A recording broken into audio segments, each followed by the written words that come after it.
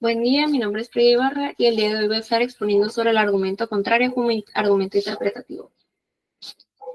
Pues primeramente, el contrario siempre se aduce que el aterismo que pueden ver en pantalla nos hace referencia a que el legislador ha dicho lo que quería decir.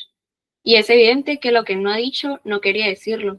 Si hubiese querido decirlo, lo habría dicho.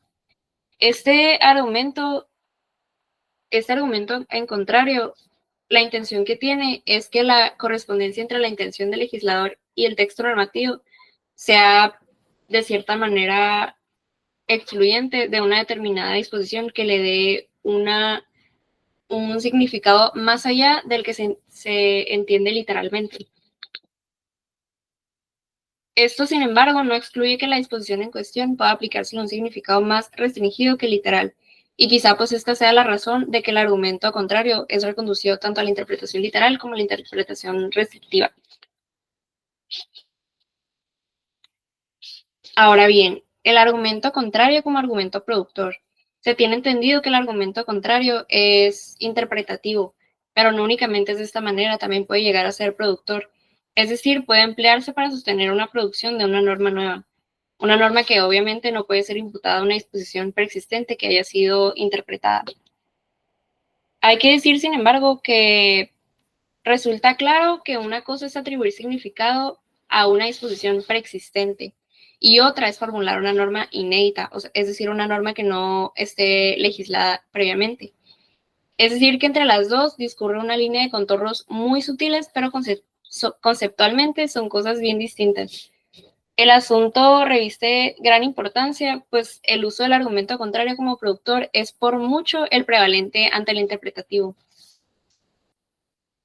Se hace un uso productor y no meramente interpretativo del argumento contrario cuando se sostiene que una disposición de la forma, y dando un ejemplo como nos menciona el autor, si F1, entonces G, debe entenderse que en el sentido de que solo si F1, entonces G, y por tanto se excluye que la misma consecuencia jurídica G se produzca también en presencia de un distinto supuesto de hecho F2. Esta conclusión se resuelve en la formulación de la norma nueva. Si F2, entonces no G. Se trata de una norma nueva, ya que la norma si F2, entonces G no es consecuencia lógica de la norma si F1, entonces G de la que se partía. En este ejemplo tenemos muy claro que F2, entonces no G, se salió de la norma interpretada literalmente, es decir, que se generó una norma inédita. Otro ejemplo que nos menciona el autor es que la Constitución dispone que los ciudadanos tienen el derecho de reunirse pacíficamente y sin armas. Debe concluirse que solo los ciudadanos gozan del derecho de reunión y debe excluirse que el constituyente quiera conferir el derecho de reunión también a extranjeros otros sujetos. Es evidente que este modo de argumentar producirá resultados distintos en circunstancias diversas. Por ejemplo, al argumentar en contrario frente a una disposición que confiere un derecho a una clase de sujetos, se excluye que otros sujetos gocen de ese derecho. Al argumentar en contrario frente a una disposición que limita el ejercicio de un derecho cuando concurran determinadas circunstancias, se excluye que el ejercicio de ese derecho pueda también limitarse en presencia de circunstancias distintas, etc.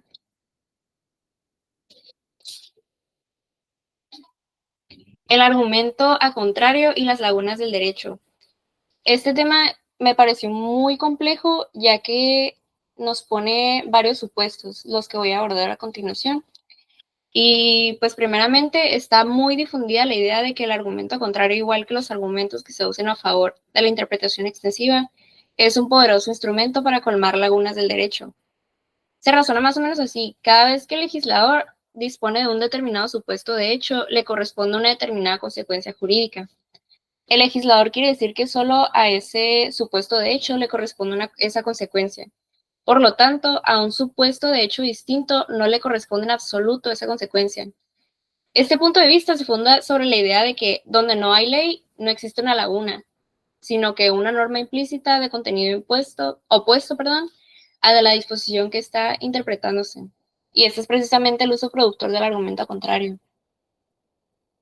Ahora bien, en verdad, el argumento contrario puede usarse tanto como para colmar una laguna como para crearla. como por ejemplo que también menciona el autor, un artículo constitucional que dispone que los ciudadanos tienen derecho a asociarse libremente, planteándonos ahora, extranjeros también pueden asociarse libremente. Aquí es donde vemos las dos formas posibles de argumentar a contrario. Una primera forma que sería que la Constitución confiere el derecho en cuestión solo a ciudadanos, de manera que extranjeros están excluidos. Ya desde esa perspectiva, la Constitución no tiene lagunas, simplemente confiere un derecho a una cierta clase de sujetos y niega implícitamente ese derecho a cualquier otro sujeto. Y una segunda forma de ver esto, que sería que la Constitución confiere el derecho en cuestión solo a ciudadanos. Por esto no significa que los extranjeros estén excluidos. Simplemente la Constitución está omitiendo pronunciarse sobre el hecho. Y como podemos ver, en esta, la Constitución simplemente cae al respecto y conteniendo una laguna. En uno de los casos, el argumento contrario es usado como argumento productor de una norma implícita y tiene el efecto de colmar una laguna, a pesar de que esa norma implícita tiene un contenido negativo. Y por otro lado, tenemos que el mismo argumento es usado como simplemente interpretativo y produce el efecto no de colmar una laguna, pero más bien de ponerla de manifiesto, dejando abierta la posibilidad de resolverla de distintos modos.